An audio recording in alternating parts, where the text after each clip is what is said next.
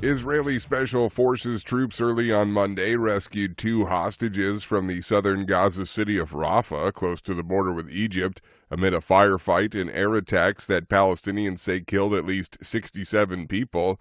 Linda Gradstein reports for VOA from Jerusalem. The two freed hostages, 61-year-old Fernando Marman and 70-year-old Louis Har, are both dual citizens of Argentina and Israel. Other members of their family had been released in the previous hostage deal in November. They had an emotional reunion at the hospital where doctors said they were in relatively good condition, although they had lost weight during their ordeal. It also raised the question of whether Israel will carry out a large-scale invasion of Rafah, where it believes Hamas is hiding the remaining hostages. There are also 1.4 million Palestinians in Rafah, many of them having fled northern Gaza after the Israeli army invaded there. Linda Gradstein, VOA News, Jerusalem. The White House on Monday pressed Israel to work toward a pause in the Gaza conflict to win freedom for more hostages held by U.S.-designated terrorist group Hamas and rapidly increase the flow of humanitarian aid to Palestinian civilians. We haven't changed in terms of our desire to see an extended pause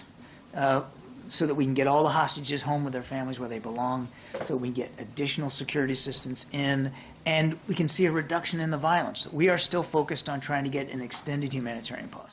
White House National Security spokesperson John Kirby.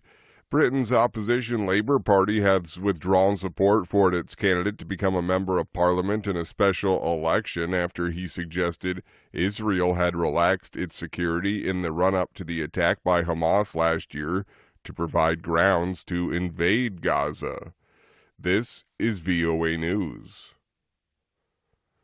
Yemen's Houthi rebels have fired missiles at a ship bound for Iran, AP correspondent Karen Chamas reports. In a televised statement, Yemen's Houthi rebel spokesperson claimed they had targeted a U.S. ship in the Red Sea. The spokesperson added that attacks on ships will continue as long as Israel keeps up its offensive in Gaza. However, British authorities say the ship targeted was Greek bulk carrier Star Iris. They also said the vessel received minor damage and continued on its route. Private security firm Ambre said the group owner and operator regularly traded bulk cargo with Iran, assessing this to be the likely destination. Iran is the main backer and armour of the Houthis in Yemen's years-long war. I'm Karen Chamas. A communications network blackout in Sudan, blamed on the paramilitary Rapid Support Forces, has hobbled aid deliveries and left the war-weary population of almost 50 million unable to make payments or contact the outside world. The RSF has been fighting Sudan's army for control of the country since April in a war that has killed thousands, displaced almost 8 million, and sparked warnings of famine. On Monday afternoon, state-owned Sudanese said it had begun to restore its network, with users first reporting a restored connection in Army-controlled Port Sudan and other neighboring states. Police in the Democratic Republic of Congo fired tear gas to disperse protesters in Kinshasa on Monday. Reuters correspondent Rachel Graham reports. Demonstrators were burning tires and U.S. and Belgian flags near Western embassies and United Nations offices. They accused the West of supporting neighbouring Rwanda, which is alleged to back the Tutsi-led M23 rebellion. The M23 group's recent advances threaten the strategic eastern city of Goma in the conflict-hit eastern Congo region. Rwanda has denied accusations that it backs M23. However, Congo, Western governments, including the United States and Belgium, as well as reports from a United Nations expert group, indicate that the rebel group benefits from Rwandan support. Reuters correspondent Rachel Graham. U.S. Defense Secretary Lloyd Austin canceled the trip to Brussels for NATO defense talks after being admitted to a military hospital for a second time this year, the Pentagon said on Monday. Austin, 70, was taken to Walter Reed Military Medical Center on Sunday for symptoms of a bladder issue.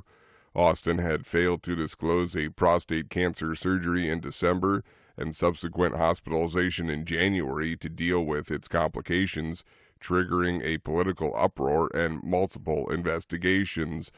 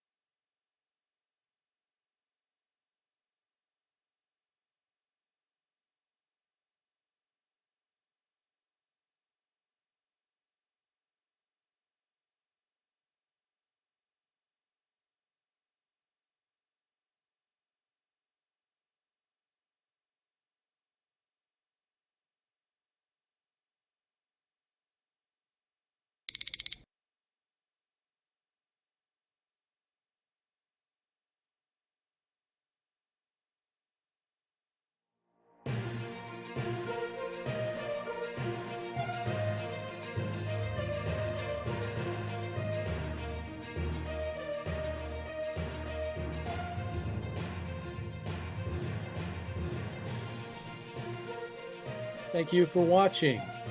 Can you do me a favor? Please leave a comment in the comments section below.